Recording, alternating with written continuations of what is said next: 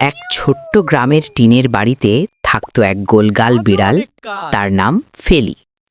দেখতে সাধারণ হলেও কাজকর্মে সে ছিল একেবারে অসাধারণ। প্রতিদিন সকালে ফেলি জুতো গুছিয়ে দিত, আর সবাই অবাক হয়ে বলতো, এটা কি সত্যি বিড়াল না ম্যাজিক? কেউ কাঁধে, ফেলি চুপচাপ পাশে বসে পড়ত। তার নরম পুরর শব্দে দুঃখগুলো ধীরে ধীরে মিলিয়ে যেত। একদিন হঠাৎ পুকুরে পড়ে গেল এক ছোট ছেলে। সবাই ভয়ে থমকে গেল, কিন্তু ফেলি নয়।